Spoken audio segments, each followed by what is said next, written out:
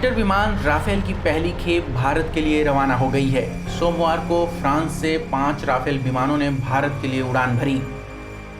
29 जुलाई को राफेल भारत पहुंचेगा। इस उड़ान के दौरान फ्रांस एयरफोर्स का टैंकर राफेल को रास्ते में ईंधन की सप्लाई करेगा। अब आपको बताते हैं कि राफेल आसमान का सिकंदर क्यों है, जो आपको जानना चाहिए। भारत आ रहे 5 राफेल विमानों में 3 विमान 2 सीटर हैं, जबकि 2 फाइटर विमान सिंगल सीट वाले हैं। ये पांचों विमान 29 तारीख को हरियाणा के अंबाला में हिंदुस्तान की सरजमी का सजदा करेंगे।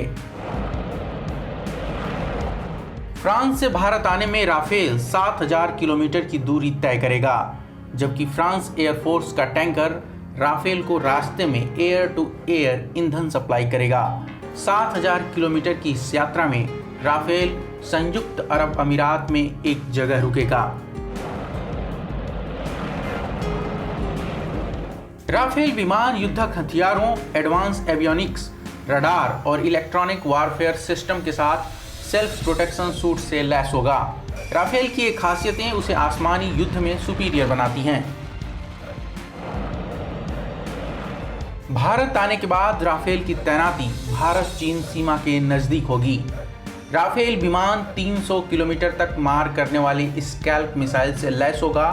स्कैल्प मिसाइल हवा से जमीन पर मार करने वाली मिसाइल है।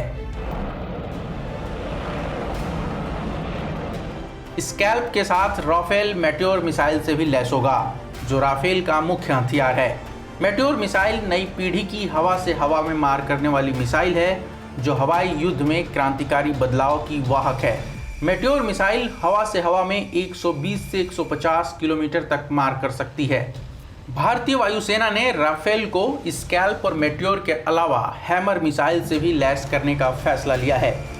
हैमर मिसाइल 60 से 70 किलोमीटर तक किसी भी बंकर या शेल्टर को ध्वस्त कर सकती है। ये मिसाइल पहले फ्रांस की नौसेना के लिए बनाई जाती थी, लेकिन भारतीय वायुसेना ने अब ये तय किया है कि राफेल को भी हैमर मिसाइल से लैस किया जाएगा। इसके लिए ऑर्डर की प्रक्रिया जारी है। राफेल विमान माइका वेपन सिस्टम से लैस होगा, जो कि भारतीय वायुसेना के मिराज 2000 एयरक्राफ्ट में भी है। अलग अलग मिशन के लिए राफेल जेट्स की लड़ाई क्षमता 780 से 1650 किलोमीटर तक है। भारत ने फ्रांस सरकार से बात करके राफेल में 13 नई टेक्नोलॉजी अपडेट कराई हैं। इनमें radar, Israeli helmet mounted display, लो बैंड जैमर्स, कोल्ड स्टार्ट क्षमता के साथ 10 घंटे की data recording capacity, infrared search और ट्रैकिंग सिस्टम को जोड़ा गया है। सॉफ्टवेयर सर्टिफिकेशन के बाद राफेल में जोड़ी गई तकनीक पूरी तरह ऑपरेशनल हो जाएंगी। फ्रांस में भारत के राजदूत जावेद अशरफ ने राफेल एयरक्राफ्ट को भारत के लिए रवाना किया। अशरफ ने वायुसेना के पायलटों से मुलाकात की और उन्हें सफल उड़ान के लिए शुभकामनाएं दी। फ्रांस की डसाल्ट एविएशन कंपनी राफेल विमानों का निर्माण करती है। अक्टूबर 2019 के बाद डसाल्ट ने भारत को 10 राफेल विमान सौंपे हैं।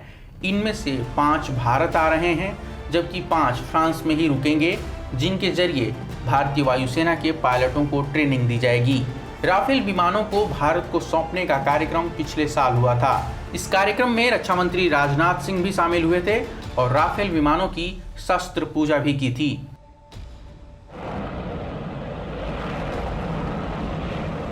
सितंबर 2016 में भारत सरकार ने 36 राफेल विमानों की फ्रांस के साथ डील की थी। 36 विमानों की डिलीवरी 2021 के अंत तक भारत को कर दी जाएगी। भारत और फ्रांस के बीच समझौते के मुताबिक भारतीय वायुसेना के पायलटों को डसाल्ट की ओर से ट्रेनिंग उपलब्ध कराई जाएगी, जिसमें राफेल के हथियारों का प्रशिक्षण भी शामिल है। टाइम्स ऑफ इंडिया की खबर के मुताबिक एयरफोर्स के कम से कम 12 फाइटर पायलटों को राफेल की ट्रेनिंग दी गई है। आने वाले महीनों में दूसरे पायलटों के लिए राफेल उड़ाने की ट्रेनिंग जारी रहेगी।